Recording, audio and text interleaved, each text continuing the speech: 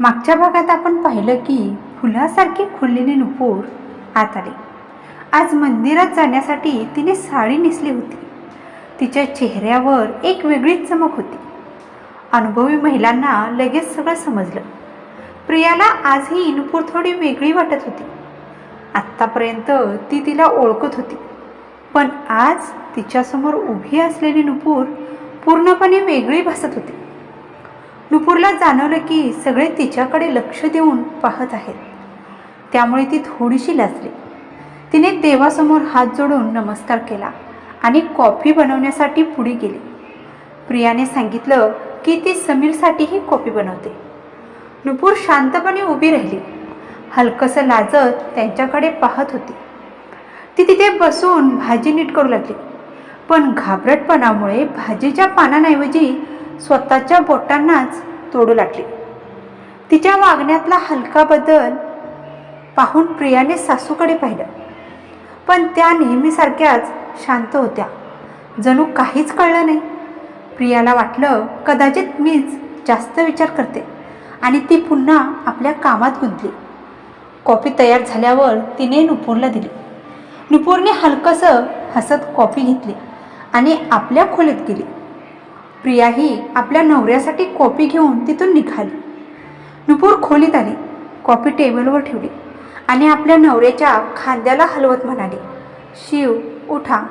तिचा हलका आवाज ऐकून शिवाची झोप हलकी झाली, पण त्याने डोळे बंदच ठेवले आणि म्हणाला, का उठवत आहेस? अजून झोपायचं आहे की पुन्हा काही प्लॅन आहे?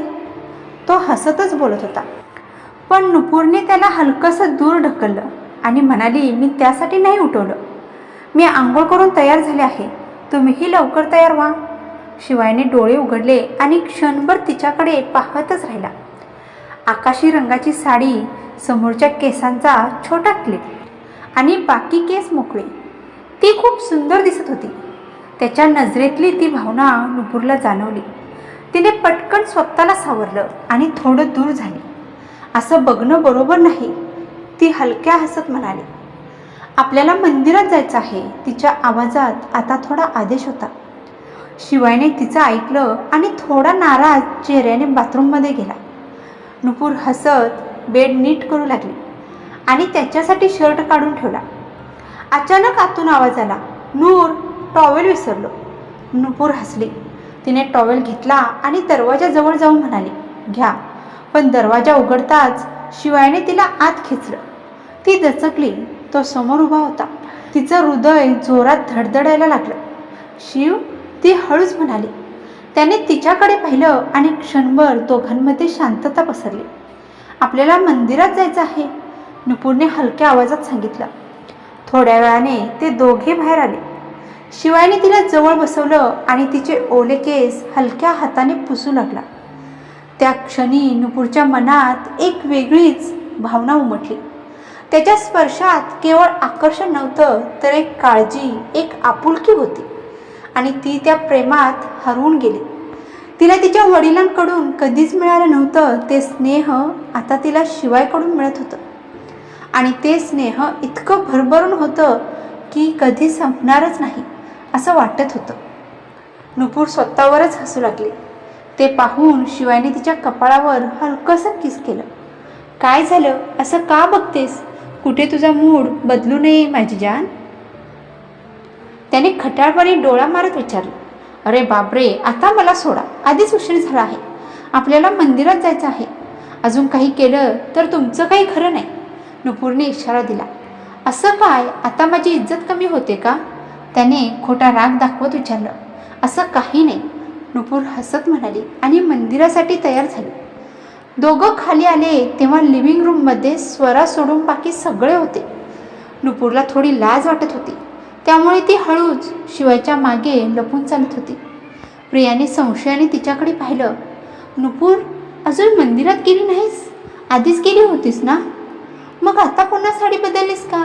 प्रिया मनात विचार करू लागली.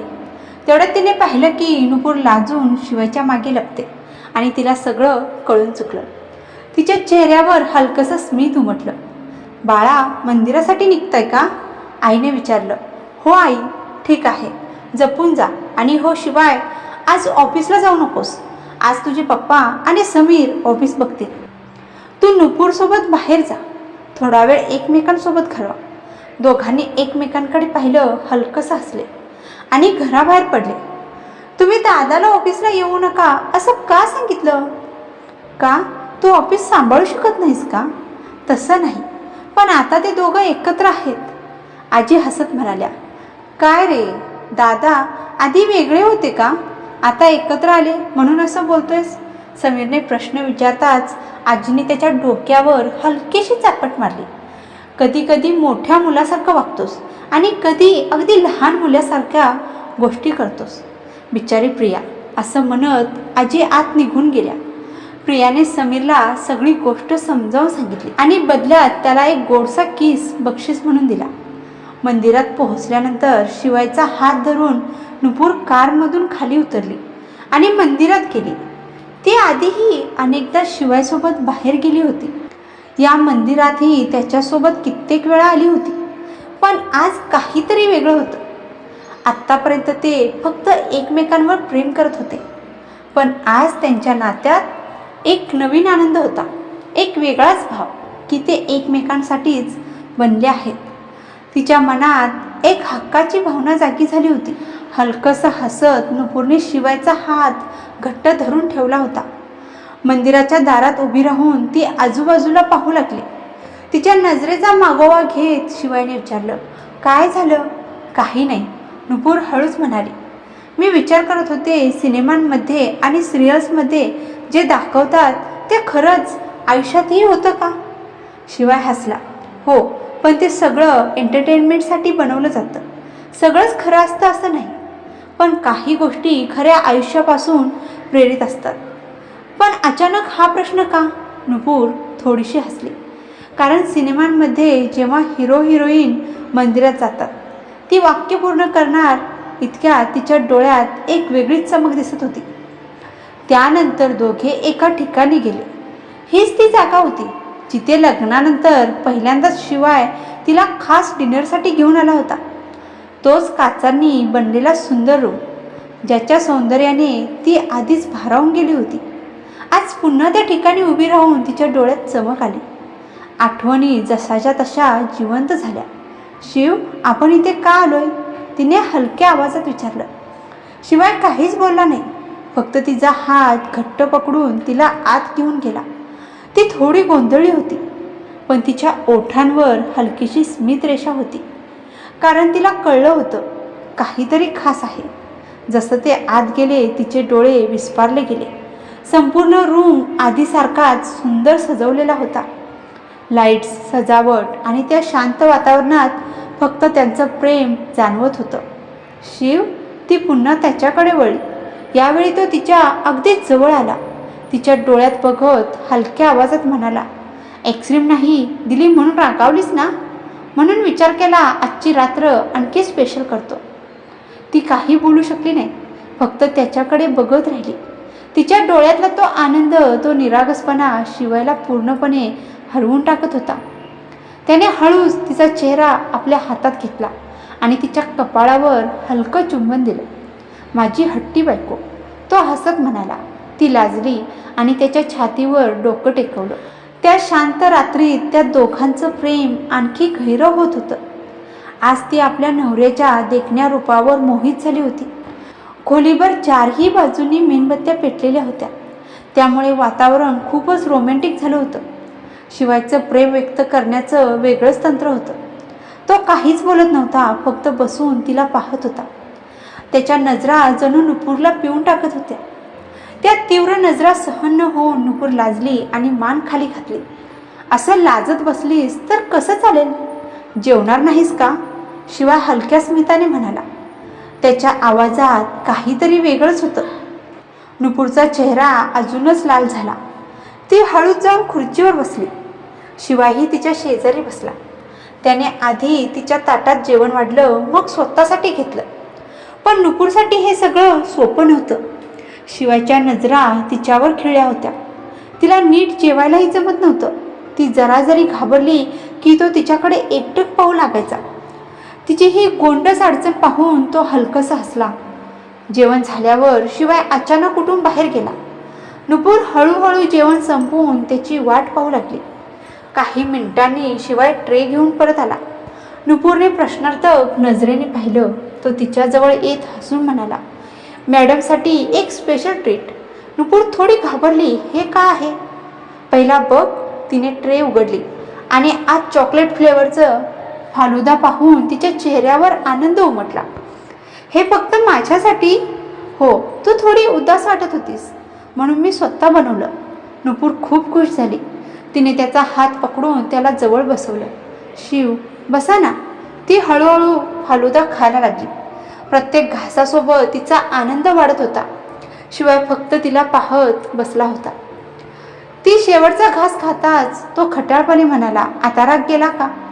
की आजही मला एकट्याने झोपावं लागणार?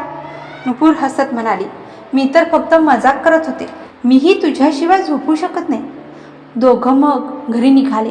संपूर्ण रस्ताभर शिवाय तिला चिडवत राहिला. घरी पोहोचताच त्याने तिला आपल्या मिठीत घेतलं आणि तिच्या प्रेमात हरवून गेला. दुसऱ्या दिवशी शिवाय कार चालवत होता, पण त्याच्या चेहऱ्यावर राग होता. कारण नुपूर शांत बसून पुस्तक वाचत होती. तो वारंवार तिच्याकडे पाहत होता, पण ती जणू त्याला दुर्लक्ष करत होती. तिला माहिती होतं जर तिने त्याच्याकडे पाहिलं तर तो तिला आज कॉलेजला जाऊ देणार नाही. म्हणून ती मुद्दाम पुस्तकात गुंतून राहिली. शिवायचा राग वाढत गेला. त्याने हळूच हाक मारली, नूर. ती काहीच बोलली नाही. तो थोडा मोठ्याने म्हणाला, नुपूर. यावेळी तिने पुस्तकातून नजर वर केली. शिवाय तिच्याकडे पाहत प्रेमाने म्हणाला, प्लीज आज जाऊ नकोस. शिवाय आधीच 20 दिवस कॉलेजला गेले नाही. पहिले 2 आठवडे तब्येत ठीक नव्हती. ती शांतपणे म्हणाली, मग तुझ्यासोबत अजून 1 आठवडा निघून गेला. आता जर तूच म्हणशील जाऊ नकोस तर त्याचा अर्थ काय? क्लासमध्ये खूप सिलेबस पूर्ण झालाय. मला अभ्यास करायचा नाही का? तुला नाही का वाटत की तुझी बायको डॉक्टर व्हावी? ती निरागस चेहरा करत म्हणाली. शिवाय लगेच म्हणाला, मी कधी म्हणालो की तू अभ्यास करू नकोस? फक्त आज थांब, माझ्यासोबत राहा. असं का करतोयस? रोज 1 दिवस म्हणत किती दिवस झाले? आधीच 1 आठवडा झाला. तूही ऑफिसला जात नाहीस. घरचे सगळे आपल्याकडे पाहून हसतायत. जा ना, तुझ्या कामाकडे लक्ष दे. वा, म्हणजे तुला माझी अजिबात काळजी नाही. मला सोडून जाण्याची घाई आहे? तो तोंड फिरवून बसला. असं बोलू नकोस. मी तुला सोडून कुठे दूर जात नाही. 4 वाजता येऊन मला घेऊन जा. मग आपण दोघं एकत्र राहू. त्यानंतर तू जे सांगशील ते करेन. तुला सोडून 1 इंचही जाणार नाही. तिने गोड आवाजात म्हटलं. पण शिवाय अजून हट्ट करत म्हणाला, नाही, काहीही ठीक नाही. गेल्या 2 दिवसांपासून हेच चाललं होतं. नुपूर कॉलेजला जाण्याचा विषय काढली की शिवाय काही ना काही कारण काढून तिला थांबवायचा. कधी म्हणायचा, तुला पुन्हा काही झालं तर? कधी तुझा श्वासाचा त्रास अजून पूर्ण बरा झालेला नाही. खूप समजावून मिठी मारून कसंबसं आज ती कॉलेजला निघाली होती. तरीही शेवटच्या क्षणापर्यंत तो तिला थांबवण्याचा प्रयत्न करत होता. त्याचा हा लहान मुलासारखा हट्ट पाहून नुपूर हसली. तिला हसूही येत होतं आणि अभिमानही वाटत होता. जो माणूस जगाला आपल्या बोटावर नाचवतो तोच तिच्यासमोर एवढा नटखट होत होता. आजही तिला थांबवण्यासाठी त्याने मुद्दाम तिच्या मानेवर हलकं चावून निशाण केलं होतं. सकाळी आरशात पाहताच ती रागावली. हे काय केलंस? तो निरागसपणे म्हणाला, सॉरी बेबी. दुखतंय का? तू कॉलेजला जाशील तर सगळे बघतील, बोलतील, म्हणून जाऊ नकोस. नुपूर हसली. त्याचे गाल धरून म्हणाली, तुझी काहीच नाटकी चालणार नाही. तिने कॉलर असलेला सूट घातला. वर दुपट्टा टाकून निशाण लपवलं. आता कशी दिसते? ती खटाळपणे म्हणाली. शिवायचा चेहरा पाहून ती आणखी हसू लागली. निघताना तिने त्याच्या गालावर किस केलं. बाकी सगळं संध्याकाळसाठी ठेव, समजलं? आणि ऑफिसला जा. मला सोडून दुसऱ्या कुणाकडे पाहू नकोस. आणि कुणी तुला बघितलं तर तू पण शहाण्यासारखा राहायचं. ब्रेकमध्ये मेसेज कर. उशीर केला तर शिक्षा मिळेल. तो हसला. पण ती खाली जाणार इतक्यात त्याने तिला ओढलं आणि तिच्या ओठांवर किस केलं. हेच नियम तुझ्यासाठीही. सगळं मला सांगायचं. ब्रेकमध्ये मेसेज आणि उशीर झाला तर शिक्षा, माझ्या पद्धतीने. त्याच्या खट्याळ नजरा पाहून ती लाजली. त्याला दूर ढकललं आणि कारमधून उतरून कॉलेजला गेली. कॉलेजमध्ये पोहोचताच मैत्रिणींनी तिला घेरलं. प्रश्नांचा वर्षाव सुरू झाला. इतक्या दिवसांनी भेट, गप्पा, आठवणी, किस्से सगळं सुरू झालं. रस्त्यात भेटणारे सगळे तिची विचारपूस करत होते. पण मागच्या वेळी शिवाने जे केलं होतं त्याची चर्चा सगळीकडे होत होती. क्लासमध्ये गेल्यावर तिला काहीतरी वेगळं वाटलं. काय झालं? मैत्रिणीने विचारलं. काही नाही अगं, मनीषा नाही आहे ना आज, म्हणून तुला अजीब वाटते. आम्हालाही आधी तसंच वाटलं, आता सवय झाली. ती नाही आली. नुपूर आश्चर्याने म्हणाली. नाही, त्या दिवसानंतर कॉलेजला आलीच नाही. तिच्या बाबांनी तिला परदेशात पाठवलं. हे ऐकून नुपूरला त्या दिवसाची आठवण झाली. शिवायने मनीषाला पकडून तिला केमिकल देण्यास सांगितलं होतं. 1 आठवडा तिला ते औषध दिलं गेलं. नंतर तिच्या वडिलांनी तिला परदेशात पाठवलं, कारण त्यांना शिवायची भीती वाटत होती. त्या औषधांमुळे मनीषाचा मेंदू प्रभावित झाला होता. ती फक्त शून्यात बघत बसायची. ऑफिसमध्ये बसलेला शिवाय फोन बघत होता. रोहन त्याच्याकडे पाहत म्हणाला, अरे किमान मला तरी बघ, तू इथे कधी आलास? अर्धा तास झाला. मग कोण बोलावलं होतं? तू काय करतोयस? नुपूरसोबत चॅट. सकाळी भेटलास ना? कितीही बोललो तरी कमीच वाटतं. रोहन हसला. हा माझा तोच दोस्त आहे का? शिवाय हसत म्हणाला, ही प्रेमाची जादू आहे. आता ऑफिसपेक्षा तिच्यासोबत राहावंसं वाटतं. त्या संध्याकाळी सायली बाजारात चालत होती, विचारांमध्ये हरवलेली. अचानक तिची नजर समोर पडली आणि ती धबकली. तिच्या डोळ्यांवर विश्वास बसत नव्हता. तिच्या समोर बाईकवर राकेश येत होता. पण राकेश तिथे असणं तिला धक्का देणारं नव्हतं. धक्का देणारी गोष्ट होती ती त्याच्या मागे बसलेली मुलगी.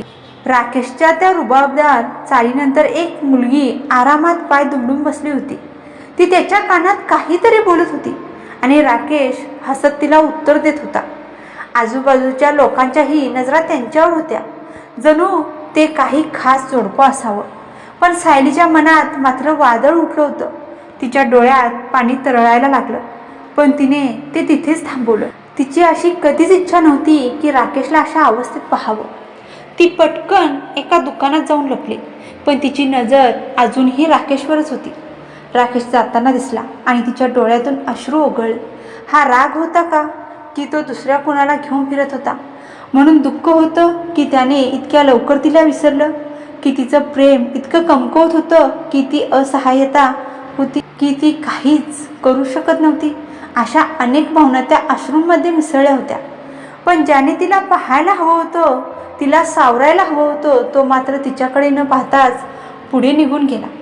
राकेश कधी गेला तिला कळलंच नाही. ती अजूनही त्याच दिशेकडे पाहत होती, जणू तो परत येईल. तेवढ्यात पावसाचा एक थेंब तिच्या चेहऱ्यावर पडला. ती भानावर आली आणि पावसाबरोबरच आपले अश्रूही पुसून टाकले. तिने घेतलेल्या वस्तू विसरून ती तिथून निघून गेली. ती हॉस्टेलला कशी पोहोचली तिलाच आठवलं नाही. त्या दिवसापासून सायलीला असं वाटू लागलं की तिने काहीतरी खूप मोठं कमावलं आहे. आधी जेव्हा ती राकेशची रागात बोलायची तरी आतून तिला खूप दुःख व्हायचं.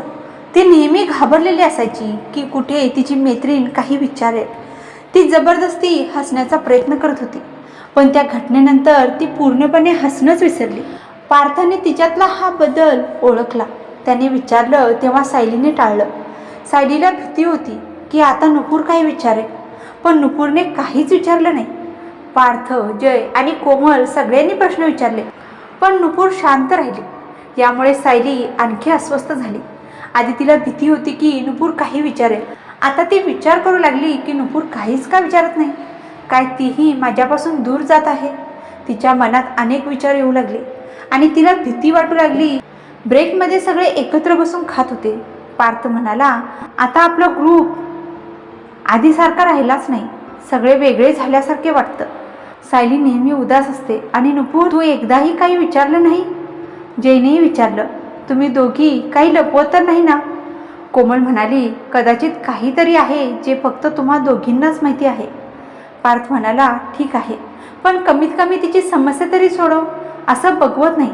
ते उठणार इतक्यात नुपूरने पार्थचा हात धरला. बस, मला एक प्रश्न विचारायचा आहे. मित्र म्हणजे काय? सगळे थोडे चकित झाले. जय म्हणाला, जे आपल्यासोबत असतात, बोलतात, फिरतात, खातात.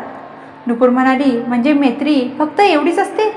ती पुढे म्हणाली, जर मला काही त्रास झाला तर मी तुम्हाला सांगू शकते का, की फक्त आनंदात शेअर करायचा? सगळे गोंधळले. प्रत्येकाची स्वतःची पर्सनल लाईफ असते आणि सगळं सगळ्यांना सांगायचं नसतं. आता मला कळलं, मीही आता काहीच विचारलं नाही. हे बोलून नुपूर शांत झाली. तिच्या जाण्यानंतर सगळ्यांच्या नजरा सायलीकडे वळल्या. ती एकदम पुतळ्यासारखी उभी होती. दुसऱ्या दिवशी सकाळी शिवाय नुपूरला कॉलेजला सोडायला निघाला होता आणि समीर प्रियाला. प्रिया बॅग घ्यायला वळली, पण 2 पावलं चालताच तिला भोवळ आली. ती दरवाजाजवळच बेशुद्ध पडली. प्रिया, सगळे ओरडले. समीर धावत आला आणि तिला उचललं. तिच्या चेहऱ्यावर पाणी शिंपडलं. हळूहळू तिने डोळे उघडले. काय झालं प्रिया, ठीक आहेस ना? ती म्हणाली. डोकं हलकं वाटत होतं. अचानक अंधार आला. नुपूर म्हणाली, थांबा मी पाहते. समीर चिडून म्हणाला, अरे अर्धी डॉक्टर, माझ्या बायकोवर प्रयोग करू नकोस. नुपूर हसत म्हणाली, जिजाजी शांत बसा, नाहीतर तुम्हाला इंजेक्शन देते. ती प्रियाची नाडी तपासू लागली. काही वेळाने तिच्या चेहऱ्यावर वेगळे भाव आले.